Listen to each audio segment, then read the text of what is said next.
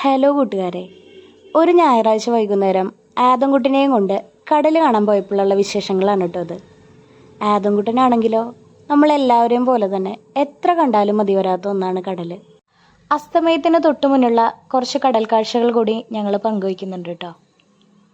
എനിക്ക് എപ്പോഴും തോന്നാറുള്ള കാര്യമാണ്, നമ്മളൊക്കെ എത്ര വളർന്നു വലുതായാലും കടൽ തീരത്തെത്തിക്കഴിഞ്ഞാൽ ഒരു കുഞ്ഞു കുട്ടി കടലിനെ എങ്ങനെയാണ് നോക്കിക്കാണുക, അതുപോലെയല്ലേ നമ്മൾ നോക്കുക. അവിടെ നിന്ന് നടന്നപ്പോഴാണ് മണൽ കൊട്ടാരം പണിയണ രണ്ട് കൂട്ടുകാരെ കണ്ടത് കേട്ടോ.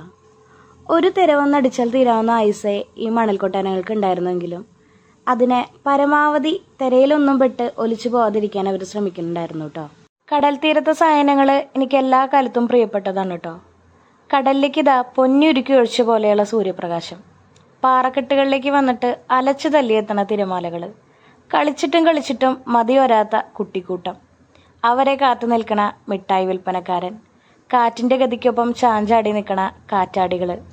ഒരു കൊച്ചുകുട്ടിയുടെ കൗതുകത്തോടെ ഇപ്പോഴും കടലിലെ കക്ക പെറുക്കിയെടുക്കുമ്പോൾ ഒരു കൈക്കുടന്ന മുഴുവൻ കടലിനെ ഒളിപ്പിച്ച സന്തോഷവും. പിന്നെതാ ഇതൊക്കെ കൊണ്ട് ചെറിയൊരു സൂത്രമുണ്ട് കേട്ടോ. കടലിൻ്റെ നീലിമ മുഴുവൻ ഒരു കുഞ്ഞു ക്യാൻവാസിലേക്ക് പകർത്തിയെടുക്കാമെന്ന് വിചാരിച്ചു. അതിൻ്റെ ഒപ്പം കുഞ്ഞു കക്കകളും പിരിയൻ ശംഖുകളൊക്കെ ഒട്ടിച്ച് ആദംകുട്ടനും എനിക്കൊപ്പം തിരക്കിട്ട പണിയിലാണ്.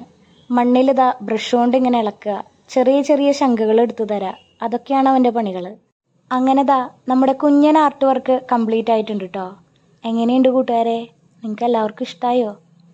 പിന്നെതാ പെയിൻറ്റിംഗ് ഒക്കെ കഴിഞ്ഞ് കടലിൽ കളിക്കാനുള്ള സകല തയ്യാറെടുപ്പായിട്ടാണ് കേട്ടോ ആദംകുട്ടനും അപ്പയും വന്നിട്ടുള്ളത്. ഏറെ ദൂരം താണ്ടി അങ്ങേയറ്റത്തു നിന്ന് ഓരോ തിരമാലകളും ആദംകുട്ടനെ കെട്ടിപ്പിടിക്കാനാണ് വന്നതെന്ന് തോന്നും. അങ്ങനെ ഏറെ നേരം അപ്പയും മോനും തീരത്തിരുന്ന് തിരമാലകൾ എണ്ണി ഓരോരോ കളികൾ കളിച്ചുകൊണ്ടിരുന്നു കേട്ടോ. അതിനിടയ്ക്ക് കുഞ്ഞു കുഞ്ഞു കക്കകൾ എനിക്ക് പറക്കി തരുന്നുണ്ടായിരുന്നു കേട്ടോ ആദംകുട്ടൻ. അങ്ങനെ അസ്തമയവും കടൽ തീരമൊക്കെ കണ്ട് വീട്ടിലേക്ക് മടങ്ങാറായിട്ടോ. എന്നാൽ പിന്നെ അടുത്ത വട്ടം പുതിയ കാഴ്ചകളുമായിട്ട് കാണാം കേട്ടോ.